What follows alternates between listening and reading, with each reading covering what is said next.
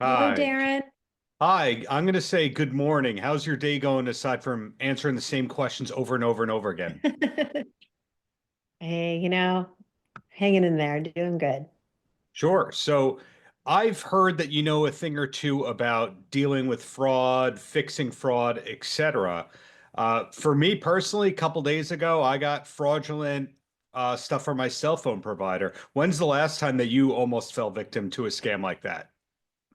Um, I feel like every day I get a phone call that's from an unverified phone number, and Sure. my phone, fortunately, will tell me this might be spam. So I feel like there's potential every day to fall into a fraud scam.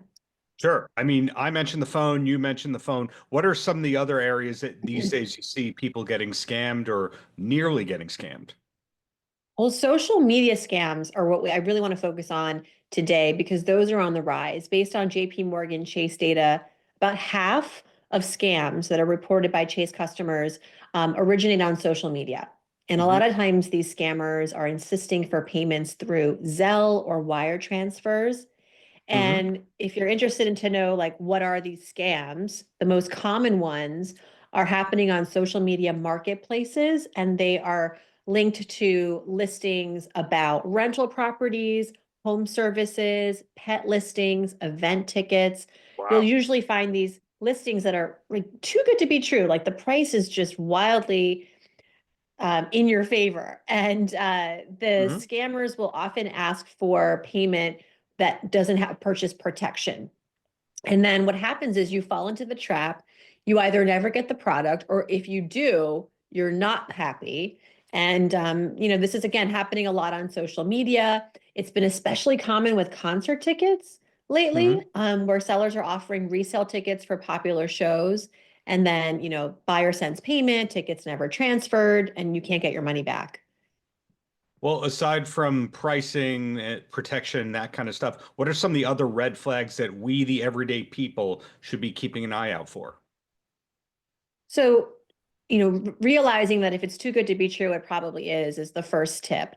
The second is not to be fooled into a false sense of urgency. So, a lot of times these scammers will insist that you pay right away.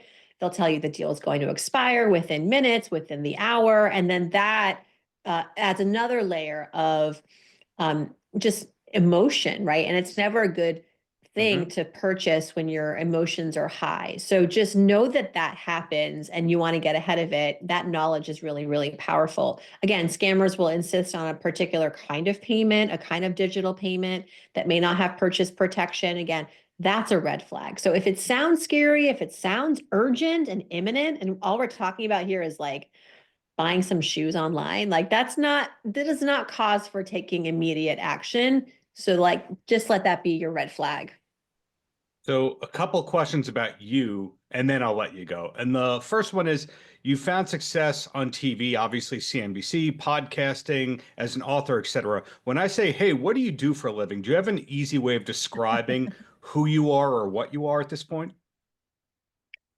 Oh, I have worked on this for years. It's hard, right? When you're a multi-hyphenate. I think at Yep. the end of the day, what I like to say is that I help people become more empowered around their money. I'm a financial educator.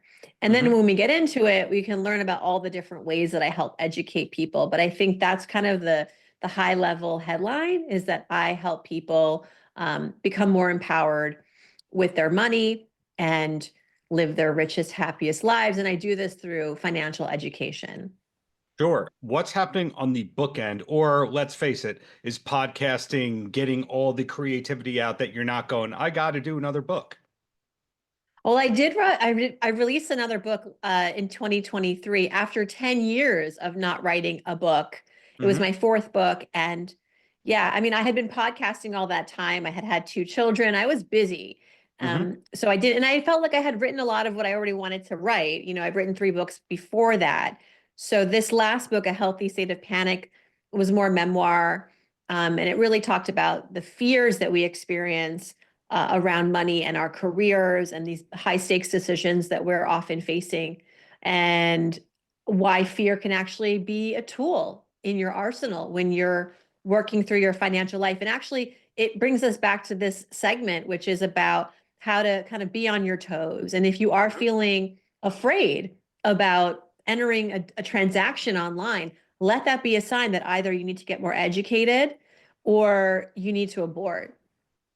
Sure. So what's next for you besides this great campaign, podcasting, articles, or is that what's next for you? I would love to just keep on keeping on. I don't have another book on the horizon, although I'm always thinking of what I have an idea, but I don't think I'm ready. I feel like I need a break.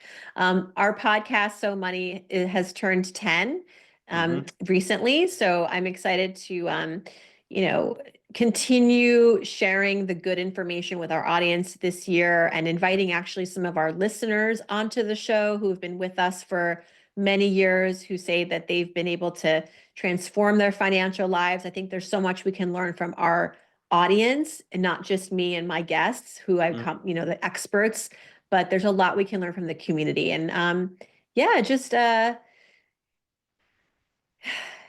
being Keep very on keeping grateful. on. Yeah. Yeah, keep on keeping on. Well, the last question before I let you go, how do you decompress? How do you relax? Because obviously money and fraud are not exactly the most relaxing of topics to be working amongst. I think, it's important to be relaxed when you're dealing with your money. You want to be calm. You want to be in a state of clarity. And how you can do that is, I mean, I always say education is power. And not Hmm. only that, but surrounding yourself with the people and the resources that can continue to inform you and that you can check in with when you're not sure about something. And that could be a friend, it could be someone online that like you admire their books or their podcast. There's a lot of great resources out there for us to tap into, and that can help to bring down the dopamine levels or the anxiety in some cases. Chase actually just launched a new free online resource I'd love to tell your listeners, your audience about. You can go to chase.com/don't get reeled in. And it's everything we've talked about today, how to spot and avoid a scam, how to report it, and how to just stay safe when you're shopping online. Well, thank you for that info. Thank you for your time and looking forward to what's to come. Congrats on 10 years of So Money. Thank you so much. I really appreciate you.